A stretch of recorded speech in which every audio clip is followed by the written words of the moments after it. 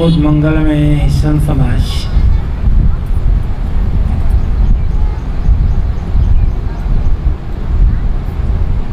लाल जी के परिवार के समस्त सदस्यगण, सभा में उपस्थित अन्य श्रद्धालु भक्त सज्जनों, श्रद्धा मूर्ति देवियों,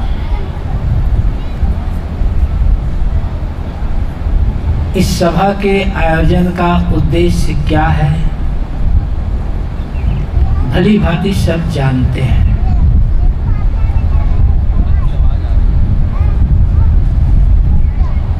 दुनिया से तो सबको जाना होता है, कोई रहने के लिए आया नहीं है यहाँ पर। किंतु कौन कितने दिन, कितना लंबा जीवन जिया, महत्वपूर्ण यह नहीं है। महत्वपूर्ण है किसने कैसा जीवन जिया।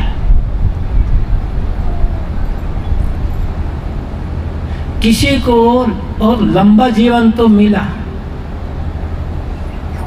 लंबे जीवन की आशा सबके मन में होती है,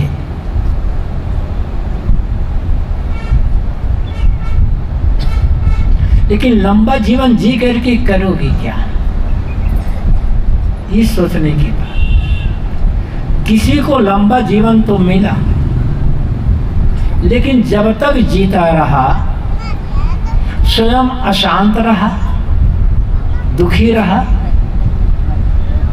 और अपने संपर्क में आने वाले लोगों को अशांत और दुखी ही करता रहा, तो ऐसे लंबे जीवन का क्या महत्व, ऐसे लंबे जीवन को पार करने से क्या फायदा होगा। किसी को बहुत लंबा जीवन नहीं मिला, थोड़ा जीवन मिला, 30, 40, 45, 50 साल का ही जीवन मिला।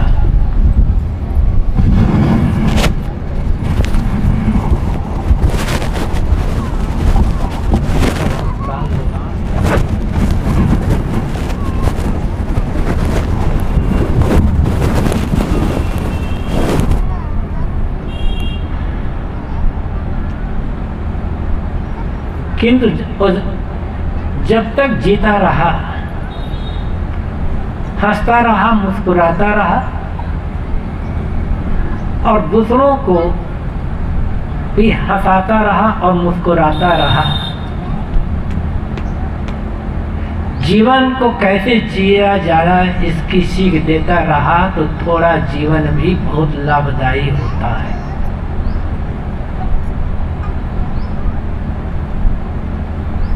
इसलिए जितना भी जीवन है बहुत संभाल कर जीने की आवश्यकता है।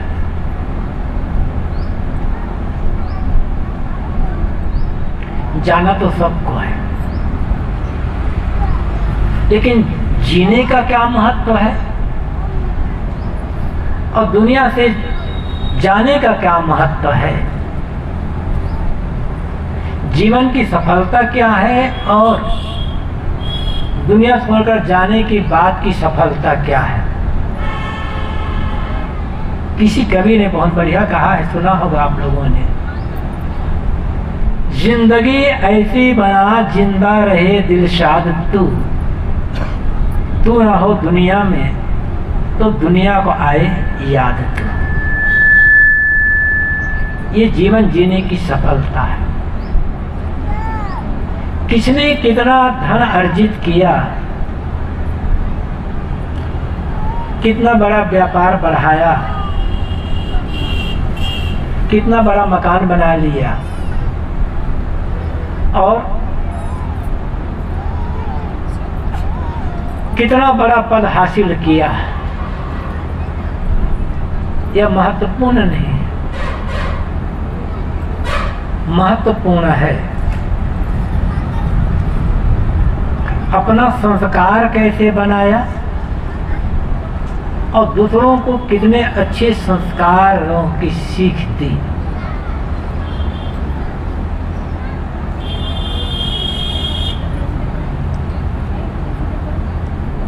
व्यवहार जीवन का एक महत्वपूर्ण पहलू है। कितना हमारा मन शांत है, कितने हम ध्यान साधना करते हैं, कितना हम भजन पूजन करते हैं, और उसके परिणाम में हमारा मन कैसा है, इसे तो हम स्वयं जान सकते हैं। हर व्यक्ति अपने अपने मन को जान सकता है। लेकिन हमारा मन सुधरा हुआ है या बिगड़ा हुआ है, हमारे संस्कार शुद्ध है या अशुद्ध है, इसकी पहचान तो हमारे व्यवहार से, हमारे कर्म और हमारे आचरण से होगी ना। कर्म ही इंसान की अच्छे बुरे की पहचान है। हमारी पहचान क्या है? हमारा कर्म। कर्मों से जीवन बनता है, कर्मों से जीवन बिगड़ता है, और कर्म और व्यवहार से हमारे संस्कार बनते हैं और बिगड़ते हैं। जीवन बनता कैसे है, बिगड़ता कैसे है? व्यवहार से और कर्म से। किंतु व्यवहार और कर्म होते कैसे? व्यवहार और कर्म का मूल क्या है? विचार।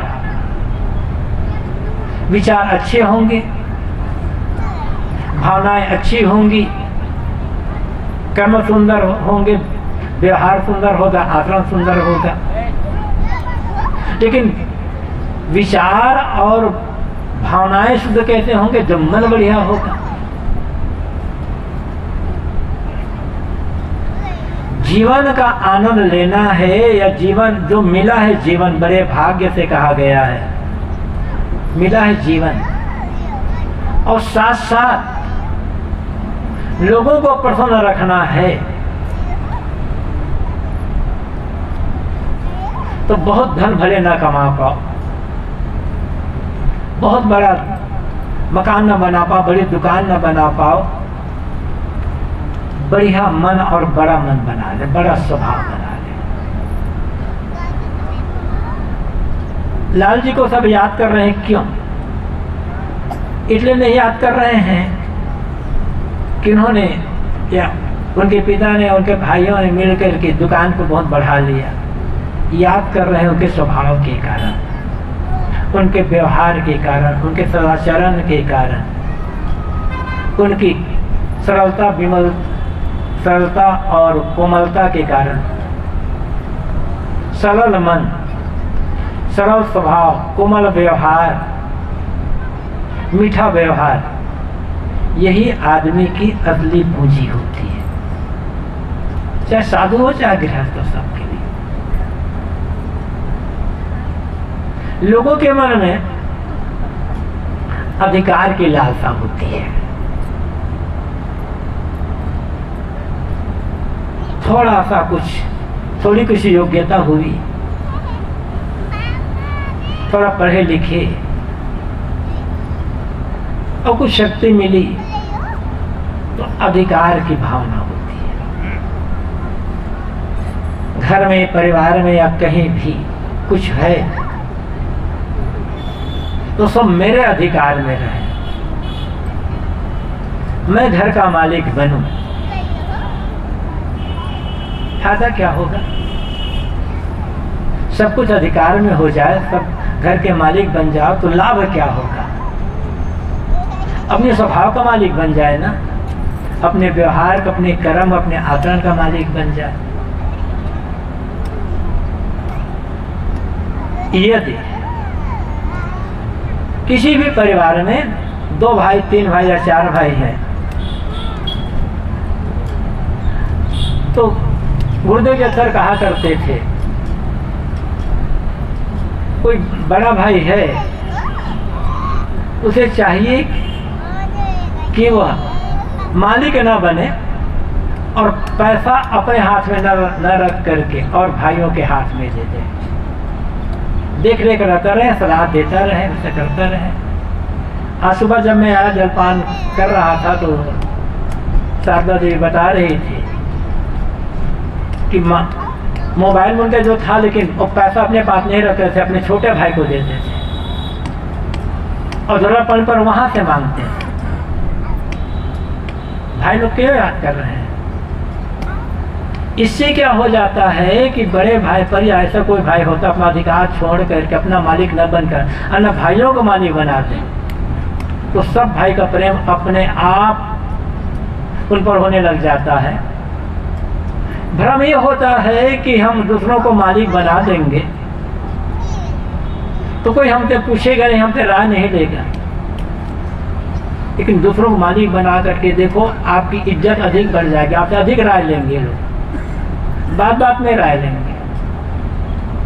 और शारदा देवी ने बताया कि वो खुद पैसा ना रखकर अपने छोटे भाई को पैसा देते थे, जरूरत पड़ने पर उनसे मांगते थे।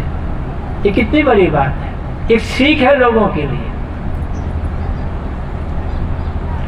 और शारदा ये भी बता रही थी, वो कहते थे कि पूत सपूत तो क्या धन संचय, पूत कपूत तो क्या धन संचय।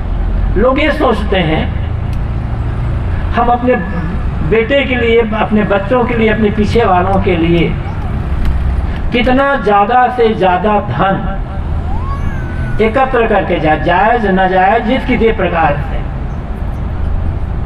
ताकि हमारी भावी पीढ़ी, हमारी संतान सुविधापूर्वक सुखपूर्वक जीवन जी सके। कोई गारंटी है?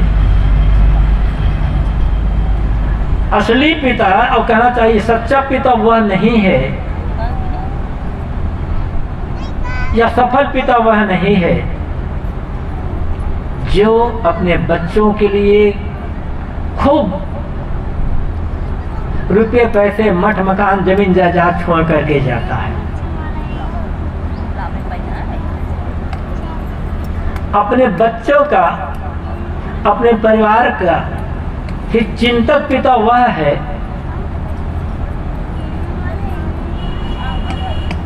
जो अपने बच्चों को और परिवार वालों को अच्छे संस्कार दे करके जाता है, संस्कारों की सीख, संस्कारों की पूंजी दे करके जाता है। संस्कार बढ़िया है तो बच्चे थोड़ी संपत्ति में भी बड़े आराम से, सुख से, शांति से जीवन जी सकते हैं। और संस्कार यदि खराब है तब आपने गलत सीख दी, गलत प्रेरणा दी,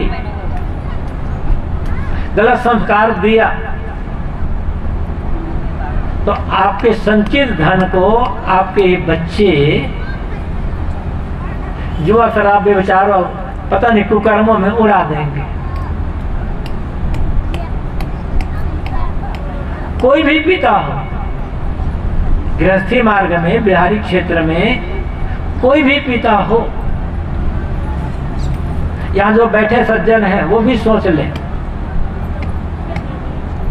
यदि आप ये चाहते हैं कि आपके बेटे, आपके बच्चे, आपके पीछे आने वाली जो पीढ़ियां हैं वे आपके नाम को रोशन करते रहें, तो उन्हें अधिक धन देने की लालसा मत रखो मन में, अच्छे संस्कार देने की लालसा रखो, अच्छी सीख दे। कौन ऐसा पुत्र हुआ है आज तक दुनिया में जो धन के कारण अपने पिता के नाम को अमर किया होगा? किंतु ऐसे पुत्र अनेक मिलेंगे जो अपने कर्म, अपने आचरण, अपने चरित्र, अपने त्याग, अपने तप के बल पर अपने नाम के साथ साथ अपने पिता के नाम को भी अमर कर दे। इसलिए अधिक धन नहीं, वो तो अपने आप मिल जाएगा। अच्छे संस्कार, अच्छा व्यवहार, अच्छे कर्म, अच्छे आचरण की सीख देना जरूरी है। और लाल जी ने अपने बच्चों को दिया। उसके मुनमुन के साथ सहयोगी साथी शारदा जी भी तो है ही। बात यह है, जाना सबको है। कोई यहाँ रहने के लिए नहीं आया, हर व्यक्ति जानता है, लेकिन जानते हुए भी नहीं जानता। किसी से पूछो कि क्या तुम दुनिया में सदैव रहने के लिए आए हो, तो कहेगा ऐसा कैसे हो सकता है, कौन सदैव रहने के लिए आया है। लोग ये भी कहते हैं भैया कोई किसी का है नहीं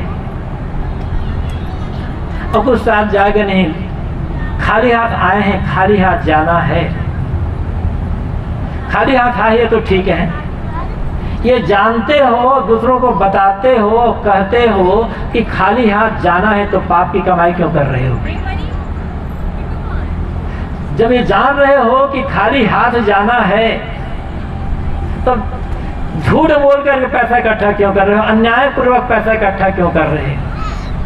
गबन घोटाला करके या किसी और गलत काम करके पैसा इकट्ठा कर रहे हो क्या? जो गलत काम करके पैसा इकट्ठा कर रहे हो उसे साथ ले जाओगे, जब खुद ही कह रहे हो कि खाली हाथ जाना है? तो ऐसी कमाई क्यों कर रहे हो जो कमाई आपके साथ जाएगी नहीं? लेकिन याद रखो, खाली हाथ नहीं जाओगे। इस दुनिया से खाली हाथ जाने वाले 1 लाख में एक भी व्यक्ति मिल जाए ना, तो समझना बड़ी बात है। 1 लाख में एक व्यक्ति मिलना मुश्किल है जो दुनिया से खाली हाथ जाता होगा। सभी लोग तो गठरी बांध बांध कर जाते हैं, बड़ी बड़ी गठरी।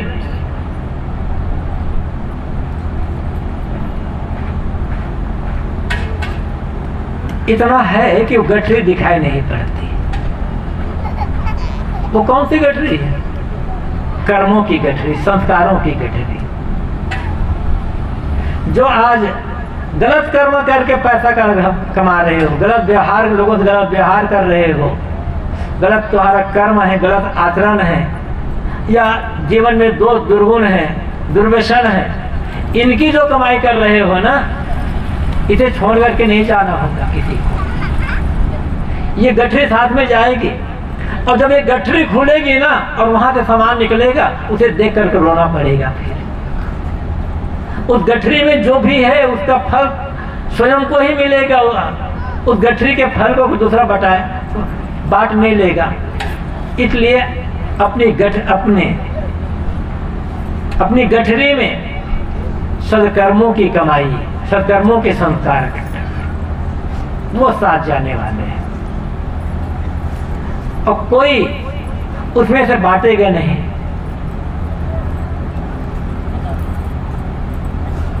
इसको समझना होगा। खाली हाथ तो जो पूर्ण विरक्त महात्मा है, पूर्ण आत्मज्ञानी और पूर्ण वैराग्यवान, जिनके मन से सारी की सारी कर्म वासनाएं ध्वंस हो चुकी है, खाली हाथ हो जाता, जिन्हें हम कहते हैं वो मुक्त हो गए, विदेह मुक्त, वो खाली हाथ गया। बाकी कहाँ खाली हाथ जाते हैं?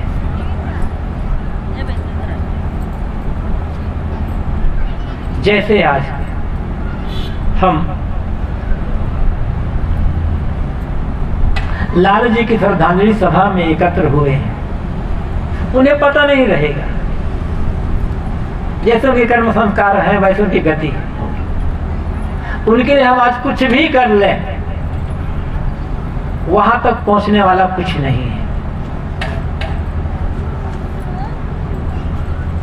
उन्हें पता भी नहीं होगा। जो आज जीवित है, जो यहाँ सभा में उपस्थित है, उन्हें पता है कि उनके बारे में क्या क्या कहा जा रहा है, क्या किया जा रहा है।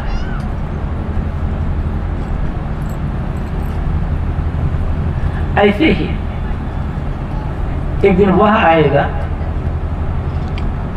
जब हमारा शरीर नहीं रहेगा, तब हमारे शरीर का जो नाम है, इस शरीर की जो आकृति है, इसको लेकर श्रद्धांजलि सभा का आयोजन किया जाएगा, लेकिन हमें पता नहीं चलेगा। जरा सोचे, कल्पना करें। वैसे तो जाने वाले के बारे में अच्छा ही कहा जाता है, लेकिन स्वयं कल्पना करें और बाहरी लोग क्या कहेंगे श्रद्धांजलि सभा में, वो बात छोड़ दो। शरीर छूट गया, कल्पना करें हमारा हो या आपका हो, छूटना तो है ही, छूटेगा। शरीर छूट गया, अब शरीर छूटने के पश्चात आप सूक्ष्म रूप में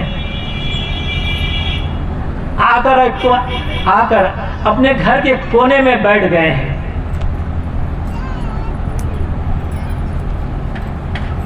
और आपके घर वाले आपके बारे में जो बोल रहे हैं, उन्हें सुन करके आप क्या महसूस करोगे और क्या बोलेंगे आप? घर वालों के साथ, पड़ोसियों के साथ, संबंधियों के साथ जो आपने व्यवहार किया है, उसी की चर्चा की जाएगी। अब जरा सोचो, यदि आज जिनके साथ रहते हो, कहीं भी रहते हो, हम लोग मठ में रहते हैं, तो हम लोग भी सोचना है कि मठ में रहने वाले जो संत हैं, साधक हैं, अन्य आने वाले जो भगत हैं, उनके साथ हमारा व्यवहार कैसा है, अच्छा व्यवहार है या बुरा व्यवहार है। आप लोग घर में रहते हो, घर के सदस्य हैं आपके, माता पिता, पति पत्नी, सास बहू या अन्य भाई बंधु भाभी जो हैं, रिश्तेदार हैं, मित्र मंडली हैं, उनके साथ आपका व्यवहार है, अच्छा है या बुरा है। और यदि मान लो जिनके भी साथ हम आज हम जीवन जी रहे हैं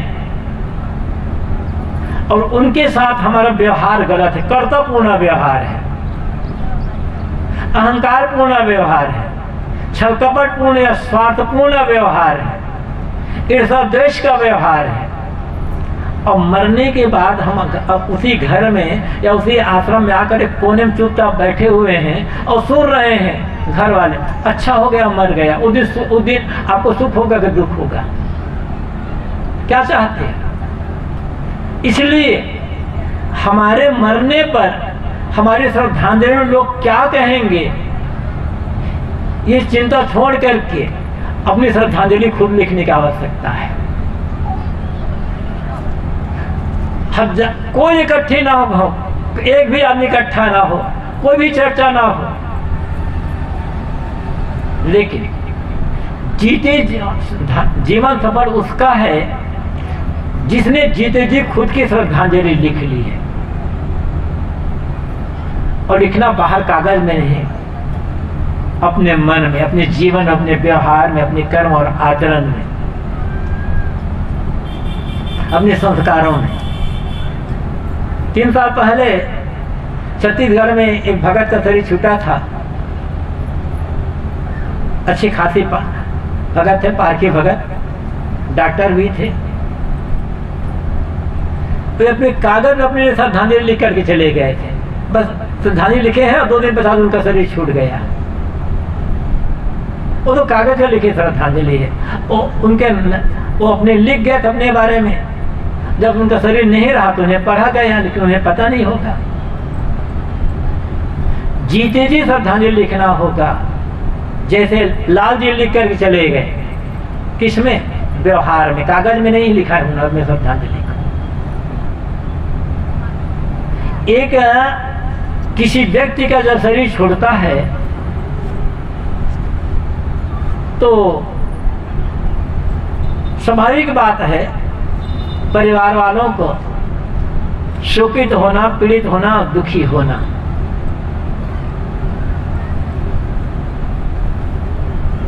लेकिन दो बातें होती हैं। एक बात वह है, अब हमारे बीच उनकी उपस्थिति नहीं रहेगी, इसलिए हम याद कर रहे हैं और इसलिए दुखी हो रहे हैं। और दूसरी बात क्या है, हम इसलिए याद कर रहे हैं उनके रहने पर हमें क्या क्या अच्छी सीख मिलती और अच्छे जीवन जीने की प्रेरणा मिलती, अच्छे संस्कारों की प्रेरणा मिलती, इसके लिए याद कर रहे हैं, इसलिए दुखी है। तो वो असली श्रद्धांजलि होती है उसके लिए।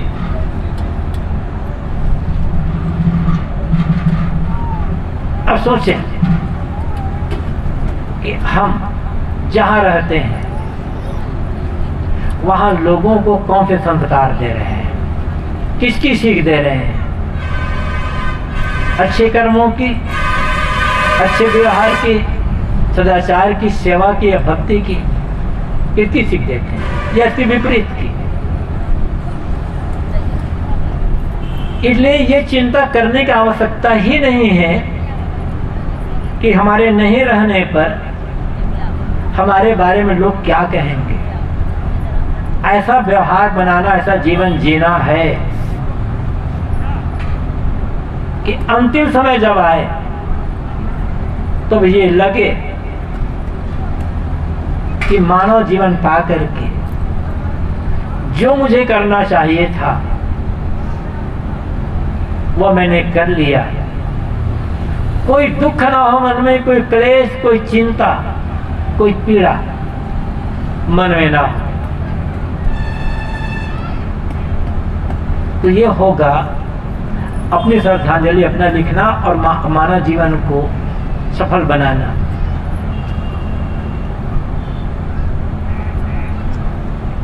जितना जीवन हमने जिया है, किसी ने कुछ जिया, किसी ने कुछ जिया, और इस जीवन में अनेक लोगों की अंत्येष्टि में जाने का अवसर मिला होगा सबको, किसी को कम, किसी को जो बिल्कुल बच्चे हैं उनकी बात छोड़ दो, लेकिन 20-25 साल से अधिक उम्र जिनकी भी है उन सबको अनेक लोगों की मृत्यु का समाचार सुनने को मिला होगा।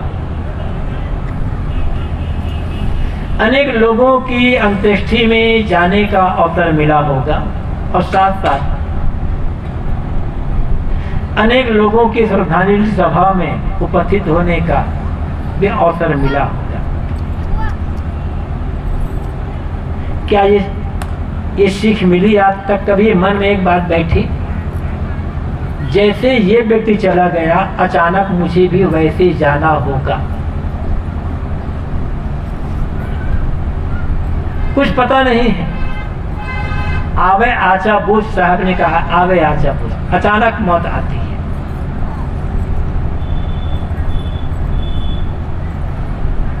कब आएगी, किस रूप में आएगी, कुछ कहा नहीं जा सकता। ये मौत एक ऐसी घटना है, इससे बचने के लिए दुनिया में आज तक कोई भी उपाय नहीं किया जा सका है। शरीर की मौत तो होगी होगी। कहानियां अनेक प्रकार की बनाई गई है, हम कहते हैं, सुनते हैं, पढ़ते हैं, लेकिन अनेक उपाय, लेकिन कोई उपाय काम नहीं आया। जैसा कि आप लोगों ने सुना होगा, प्रहलाद के पिता हिरण्यकश्यप, उन्होंने तपस्या की थी। पहले तपस्या पूरी हुई, भगवान प्रकट हुए। कहानी है, कहा कि वरदान मांगो।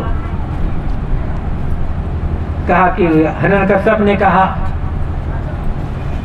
मुझे अमर होने का वरदान देते हैं। भगवान ने कहा ये वरदान नहीं मिल सकता, अमर तो कोई न हुआ है न होगा, दूसरा वरदान मांगो। हिरण्यकश्यप ने कहा ठीक है, आप अमर होने का वरदान नहीं दे सकते तो मुझे ऐसा वर दें कि मेरी मृत्यु न दिन में हो न रात में हो। भगवान ने कहा ठीक है, न जमीन पर हो न आकाश में हो। भगवान ने कहा चलो ठीक है बेटे, वरदान देता हूं। न घर के भीतर मरूं न घर के बाहर मरूं। भगवान का चलो ये भी दे देता हूं। न तो आदमी से मरूं और न किसी पशु पक्षी जानवर से मरूं। न तो आदमी के हाथ मेरी मृत्यु हो न पशु पक्षी जानवरों के हाथ मेरी मृत्यु हो। भगवान का चलो ठीक। और कहा न ही मैं किसी औजार से मेरी मृत्यु हो। भगवान का ये भी ठीक है। इतना वरदान मांगा, न घर में न बाहर, घर के बाहर, न दिन में न रात में न रात में, सब इतना वरदान मांगा। और हुआ क्या? न आदमी से न जानवर से। और हुआ क्या? नृसिंह अवतार लेकर के आए, आधा आदमी आधा जानवर। न घर के बाहर न भीतर, देहरी पर, न जमीन पर न आकाश पर, तो गोद पर। न दिन न रात न क्या हुआ, गोधली बेला, हथियार नहीं क्या फरा नाखून। इतना उपाय किया, इसके बाद क्या हुआ? क्या इससे अधिक उपाय आप जान सकते हो? आपको मालूम है, आप कर सकते हो? तो मैं ये कह रहा था, डरने की आवश्यकता नहीं है। किसी की भी मृत्यु हमारे लिए एक संदेश है, चाहे वो परिवार वालों की, परिवार के किसी सदस्य की मृत्यु हो, पड़ोसी की मृत्यु हो, सदा रिश्तेदारों की मृत्यु हो, या किसी अपरिचित की मृत्यु हो। रोज अखबार में हम पढ़ते हैं, समाचार में सुनते हैं, मोबाइल भी आता रहता है, आज अमुक जगह एक्सीडेंट हो गया, आज अमुक जगह एक्सीडेंट हो गया, आज अमुक जगह एक्सीडेंट हो गया। वो हमारा भी हो सकता है। इसलिए इतनी सावधानी से जीवन जीने की आवश्यकता है कि जब भी अचानक भी मौत आ जाए तो दुख ना हो मन में। गुरुदेव जी कहा करते थे, याद होगा जो लोग गुरुदेव प्रसंग सुनते रहे हैं, निरंतर अपने मन पर निगरानी रखो, निरंतर, कि मन कुछ गलत न सोचने पाए। जरा कल्पना करो, बचपन से लेकर, जब से हो संभाले तब से लेकर, माता पिता ने अच्छी सीख दी, अच्छा रास्ता बताया, अच्छे संस्कार दिए, धर्म भक्ति परमार्थ ज्ञान के मार्ग में लगाए, स्वयं धर्म भक्ति के रास्ते पर चलते रहे, सेवा भक्ति सत्संग भी करते रहे, ज्ञान ध्यान साधना भी करते रहे, बहुत अच्छा रहा। और कल्पना करो, ऐसा करते करते 30, 40, 50, 60 साल का समय बीता, और इसके पश्चात किसी कारण से अचानक हमारे मन में कुछ संस्कार आ गए, बुरी वासनाएं आ गई, और उसी समय शरीर छूट गया, तो क्या होगा? कहा जाता है अंत काल में जो संस्कार रहेगा वह अगला जीवन वैसा मिलेगा, गति ऐसी होगी। 40 साल तक, 50 साल तक हम भजन भक्ति सेवा परोपकार का काम कर रहे हैं, और किसी कारण से हमारे मन का संस्कार खराब हुआ, उसी क्षण अचानक हार्ट अटैक आया या एक्सीडेंट हुआ या मौत आ गई, तो परिणाम क्या होगा? जितना हमने किया सब मिट्टी में मिला।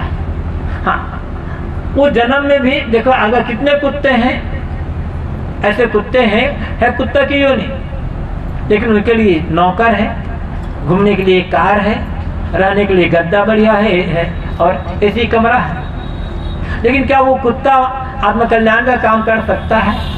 बस आराम से कर्म के फल से मिल रहा है, शुभ कर्मों का फल, लेकिन आगे विकास तो नहीं कर सकता ना। इसलिए किसी के श्रद्धांजलि सभा में जाने का अर्थ होता है, अंत्येष्टि जाने का अर्थ होता है मन के संस्कारों को एक बढ़िया बनाने के लिए प्रेरणा। और यही जिस किसी व्यक्ति की श्रद्धांजलि सभा में हम जाते हैं, उनको श्रद्धांजलि अर्पित करते हैं, उसका फल है उसे सीख लेकर अपने मन के संस्कारों को पवित्र बनाना। दुनिया से जाना है, इस बात को हर समय मन में सोचते रहना, इससे जीवन बिगड़ेगा नहीं, बहुत बढ़िया होगा। गुरुदेव जी की पुस्तक, पहली पुस्तक वैराग्य संजीवनी, सब जानते हैं, बहुतों ने पढ़ा होगा, पाठ किया होगा। रे मौत प्यारी मौत मेरे सामने आया करे, ये क्षण लिखा था गुरुदेव जी ने 23-24 साल की उम्र में। शरीर तो 80 साल की उम्र में लगा छूटा है ना। मौत की याद करने से मौत जल्दी नहीं आएगी, लेकिन हम बराबर मौत की याद करते रहेंगे तो वो मौत की याद हमें गलत कर्मों से बचाएगी। अरे मरना है तो गलत काम क्यों करो, मरना है तो दुर्व्यवहार क्यों करो, मरना है तो फिर गलत चीज क्यों खाओ। अमर होते तो जैसा चाहे वैसा खा लेते, जैसा चाहे वैसा सोते, जैसा चाहे वैसा व्यवहार कर लेते। मरना तो है तो गलत छाप छोड़कर गलत संस्कार बना करके क्यों ना, ऐसा जीवन क्यों ना जीऊं और ऐसा जीवन जीकर दुनिया को क्यों ना छोड़ूं कि जिससे लोगों को अच्छी प्रेरणा मिले, अच्छी सीख मिले, अच्छे संस्कार मिले, एक आदर्श मिले। ये है जीवन जीने की कला, और यही किसी की श्रद्धांजलि सभा में उपस्थित होने का फल होता है।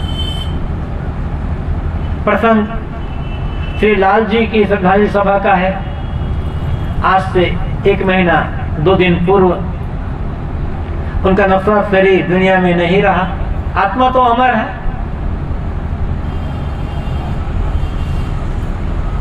हमारा संबंध किसी व्यक्ति से शरीर के माध्यम से होता है, तो लाल जी का नश्वर शरीर इस दुनिया में नहीं रहा। अब और शरीर से कभी हमारी मुलाकात नहीं होगी।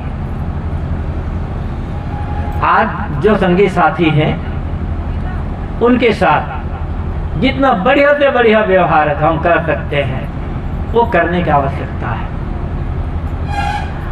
जो सेवा भक्ति सदाचार उसके लिए जो कर सकते करें, लेकिन संग साथ छूटना है, इस बात को याद करते रहे। मैं कहा करता हूँ ना, उदाहरण दिया करता हूँ, छत्तीसगढ़ की घटना है।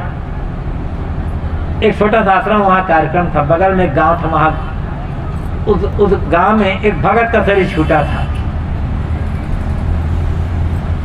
गए तो एक अंतिम दिन हम लोग गए, शाम के समय में सत्संग के पश्चात स्वागत सत्कार किए, थोड़ा जलपान हुआ, कुछ ज्ञान चर्चा हुई, चलने लगा तो जिस देवी के पति का शरीर छूटा था उसकी उम्र भी 60-65 से ज़्यादा रही होगी, उसके पति की उम्र और थोड़ी ज़्यादा रही होगी। उस देवी से मैंने कहा, देखो तुम्हारा बहुत साथी 40-50 साल पुराना साथी चला गया, और ऐसा गया कि कभी लौट करके वापस नहीं आएगा। दुखी मत होना, क्योंकि अधिक दुखी होगे तो वो लौट करके आएगा नहीं, और जो बच्चे हैं घर में उनकी सेवा नहीं हो पाएगी। इसलिए अपने उस साथी को, इन्हें अपने बेटों में, पोतों में, इनमें देखना, इनके साथ अच्छा व्यवहार करना, दुखी मत होना। उस देवी ने कहा, गुरुजी मैं बिल्कुल दुखी नहीं हूँ। 10 दिन हुआ था उनके पति के शरीर छूटे। कहा, गुरुदेव जी मैं बहुत गुरुजी मैं बिल्कुल दुखी नहीं हूँ। इससे बड़ी बात, मतलब भक्ति का, सेवा का, सत्संग का, सत्संगति का फल क्या होना चाहिए। एक तो कहा कि जिसके पति का 10 दिन पहले शरीर छूटा हो, देवी कहती मैं बिल्कुल दुखी नहीं हूँ। और इससे बड़ी बात उसकी हिम्मत। उस देवी ने मुझे बताया, गुरुजी मेरे पति की लाश कमरे में पड़ी थी, और मैं वही बैठ अपने पति के लाल बैठकर 3 घंटा बीजा का पाठ करती रही है। कितनी हिम्मत रही होगी उसकी, अपने पति के लाल पास बैठ कर किसी स्त्री का 3 घंटा बीजा का पाठ करना, कितना उनका आत्मबल मजबूत रहा होगा। ऐसा बल हमें बनाना है, और ऐसा बल बनाना ही दिवंगत के लिए हमारी श्रद्धांजलि होती है।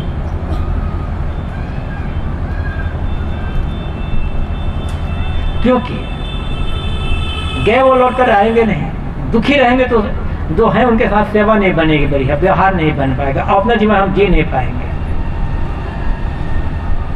अंतिम बात, सभी ने कहा लाल जी के परिवार है, उनके पिता माता भाई बंधु भाभी पत्नी बच्चे